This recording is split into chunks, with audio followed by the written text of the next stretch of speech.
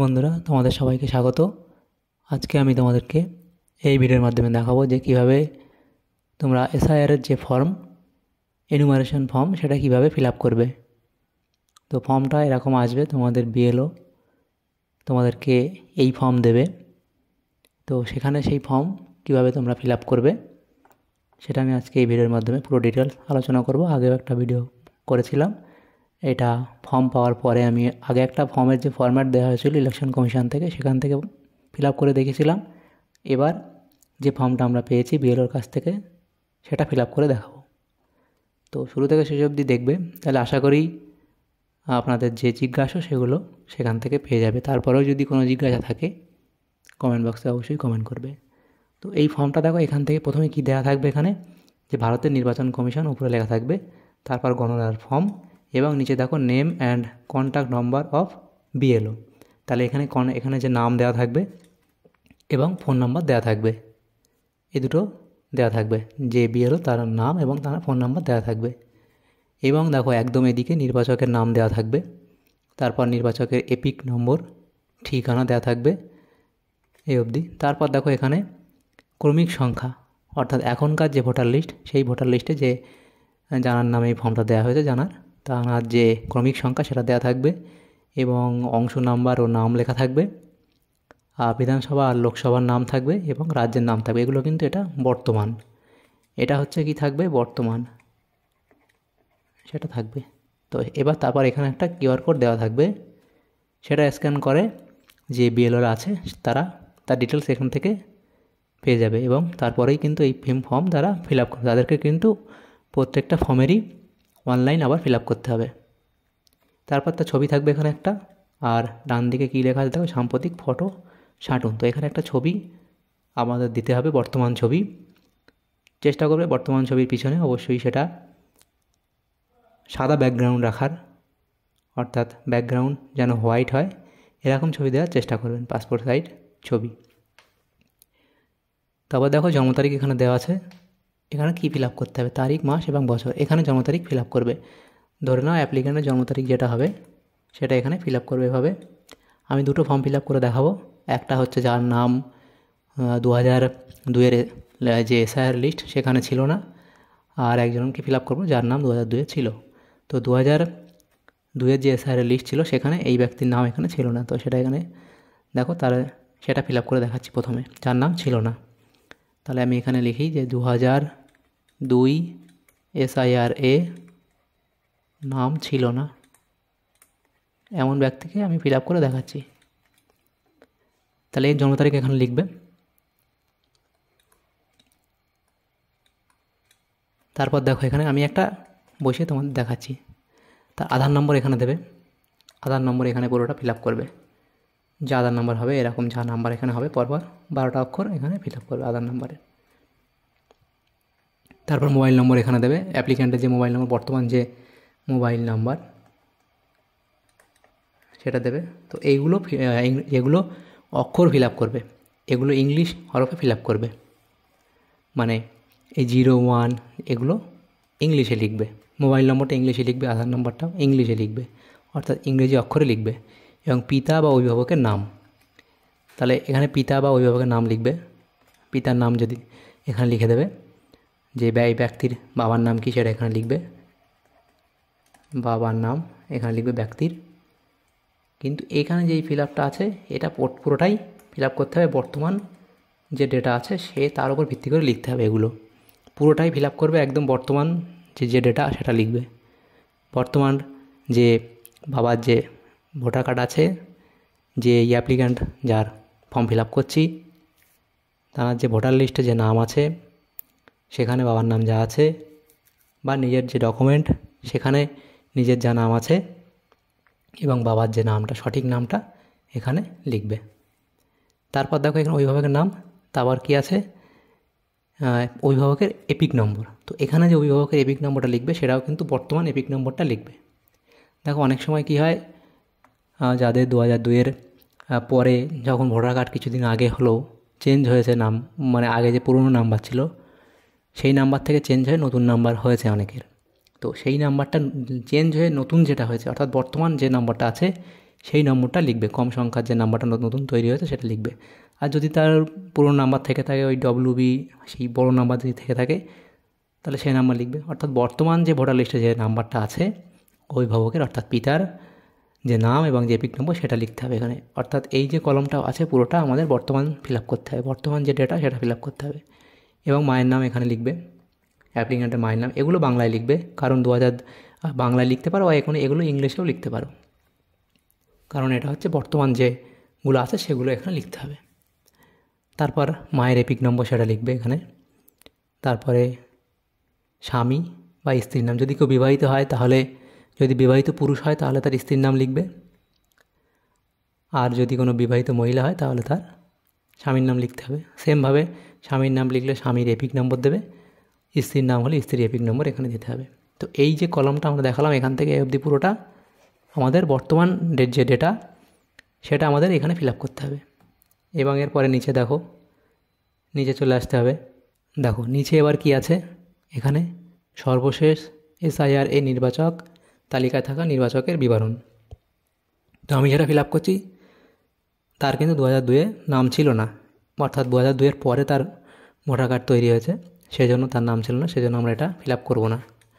এখানে এরকমভাবে দাগ দেওয়ার দরকার নেই, আমি জাস্ট বললাম এটা ফিল আপ করবো না। আমরা চলে আসবো পরবর্তীতে এখানে, যে এখানে আছে আত্মীয়ের নাম বিবরণ এবং যার নাম পূর্ববর্তী কলমে সর্বশেষ SIR-এ দেওয়া আছে। তো এখানে কি করব, যে অ্যাপ্লিক্যান্ট এখানে আছে তার এখানে কোনো একটা আত্মীয়র নাম লিখবে, বাবার নাম লিখতে পারো, মায়ের নাম লিখতে পারো, দাদুর নাম আর ঠাকুরমার নাম লিখতে পারো, বা যে আত্মীয় এখানে থাকবে তাদের নাম লিখতে পারো। তাহলে এখানে বাবার যে নাম সেটা লিখতে হবে, তাহলে লিখলাম যে বাবার যে নাম সেটা লিখবে। যদি বাবার নাম যদি SIR-এ থেকে থাকে 2002 সালে তাহলে বাবার নাম লিখবে, মায়ের নাম থাকলে মায়ের নাম। আর বাবার এপিক নম্বর সেই 2002-এর যে লিস্টে যেটা ছিল এপিক নম্বর সেটা লিখতে হবে। অর্থাৎ এখানে যেটা আমরা ফিল আপ করতে হবে সেটা কিন্তু পুরোটাই 2002 সালে যে রেখা আছে সেটা লিখতে হবে। 2002 সালে SIR-এর যে নাম ছিল, যদি ভুল থাকে ভুল লিখতে হবে। এই 2002 সালে যা লেখা থাকবে সেটাই লিখতে হবে, ভুল হলে ভুলই লিখবে এখানে। এবং এখানে আত্মীয়ের নাম কী হবে, এখানে যে নাম লিখলে বাবার নাম লিখতে হবে এখানে। তাহলে এই যে বাবার নাম এখানে লিখলে এখানে লিখতে হবে বাবার নাম। এরপরে সম্পর্কে কি লিখবে, সম্পর্কে অ্যাপ্লিক্যান্টের সাথে ইনি অ্যাপ্লিক্যান্টের কে হয়, বাবা হয়, তাহলে লিখবে বাবা।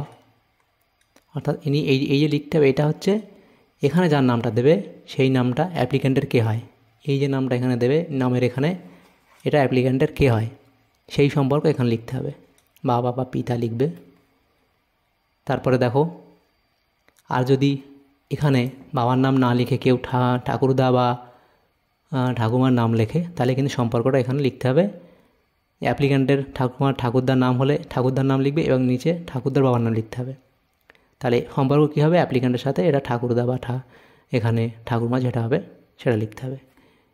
এবং দেখো জেলা, সেই 2002-এর লিস্টে যে জেলা ছিল সেটা লিখবে, 2002-এর লিস্টে রাজ্যের নাম লিখবে এবং বিধানসভা ক্ষেত্রের নাম লিখতে হবে, সেই 2002 সালে যে ছিল যে বিধানসভা ক্ষেত্রের নাম সেটা, এবং বিধানসভা ক্ষেত্রের নম্বর, অংশ নম্বর, সেগুলো তোমরা সেই PDF থেকে বা সেখানে যে 2002 সালের লিস্ট ছিল সেই লিস্ট থেকে তোমরা ডিটেলস পেয়ে যাবে। এই অক্ষরগুলো ইংলিশে লিখবে, এগুলো ইংলিশ অক্ষরে লিখবে এগুলো, এই পুরোটা।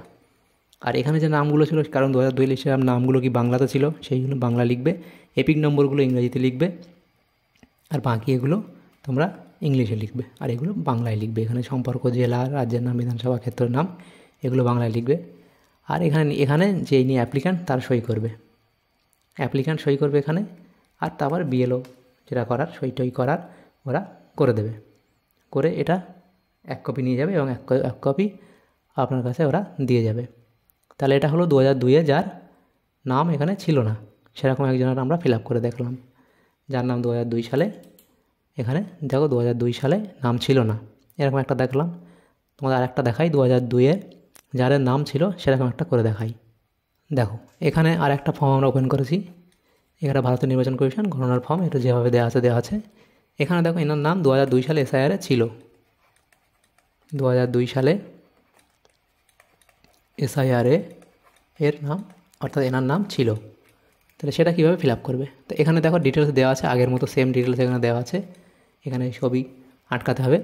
তার যে জন্ম তারিখ এখানে লিখবে, অর্থাৎ বর্তমান যে জন্ম তারিখ, এটা আমরা পুরোটাই ফিল আপ করবো বর্তমান ডেটা যেটা আছে সেটা, তার উপর ভিত্তি করে। বর্তমান যে ডকুমেন্টগুলো আছে বা বর্তমান যে ভোটার কার্ড আছে সেখানে যে নাম আছে এগুলো লিখব। অনেকে এখন ভোটার কার্ডে সেই বয়স আগের মতন থেকে আছে যে এত সালে বয়স ছিল এত, সেটা হয়তো মিলবে না। তো বর্তমান আধার কার্ডে যে বয়স আছে সেটা তোমরা এখানে দিয়ে দেবে, বা যে স্কুলের সার্টিফিকেট বা কিছু থেকে থাকে অরিজিনাল, সেগুলোতে যে জন্ম তারিখ আছে এখন যেটাতে দেন জন্ম তারিখ, সেই জন্ম তারিখ এখানে লিখবে। আধার নাম্বার দেবে সেমভাবে, মোবাইল নম্বর এখানে দেবে। তারপর পিতার নাম দেবে, পিতার এপিক নম্বর দেবে, মায়ের নাম মায়ের এপিক নম্বর এখানে দেবে। এগুলো বর্তমান, অর্থাৎ এখন যে লিস্ট আছে সেখানে মায়ের নাম, বাবার নাম, এপিক নম্বর যেগুলো আছে, ওই যদি নতুন নাম্বার থাকে নতুন নাম্বার, পুরনো নাম্বার হলে পুরনো নাম্বার, কিন্তু বর্তমান যেটা সেটা দেবে। এবং সেমভাবে স্বামী স্ত্রীর নাম দিতে হবে। যদি বিবাহিত হয় তাহলে বিবাহিত পুরুষ হলে স্ত্রীর নাম লিখবে, স্ত্রীর এপিক নম্বর দেবে। আর বিবাহিত মহিলা হলে এখানে স্বামীর নাম, স্বামীর এপিক নম্বর দেবে। আর অবিবাহিত হলে এগুলো এই দুটো ঘর লাগবে না তার।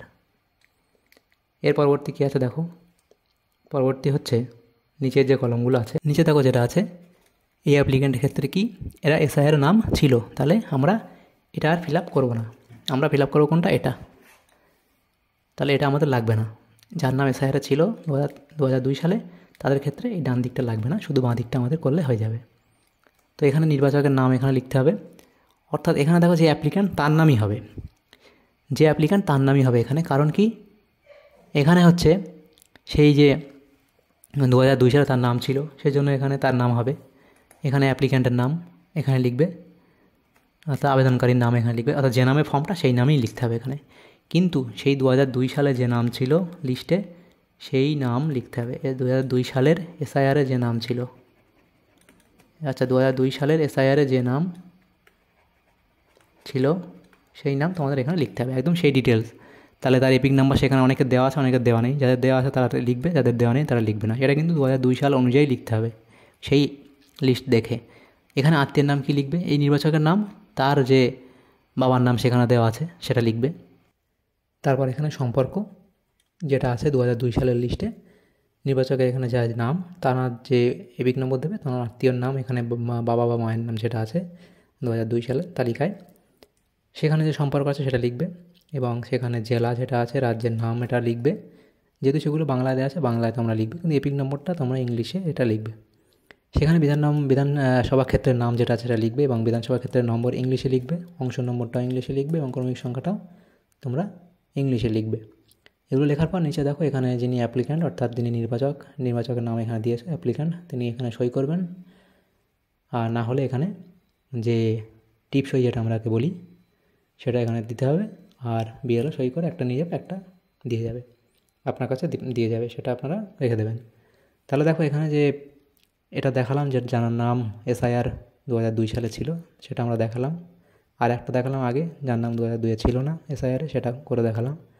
তো আশা করি তোমাদের উপকারে আসবে, বা তোমরা বুঝতে পেরেছো কীভাবে এই ফর্ম ফিল আপ করতে হবে, এসআইআরের ফর্ম। তোমার যদি সামান্যতম উপকার এসে থাকে ভিডিওটা, অবশ্যই একটা লাইক করবে, এবং পারলে বেশি বেশি করে সবাইকে শেয়ার করবে। আর যদি কোনো জিজ্ঞাসা থেকে থাকে অবশ্যই কমেন্ট বক্সে কমেন্ট করবে, সেখানে আমি চেষ্টা করব উত্তর দেওয়ার। Thank you, thanks for watching.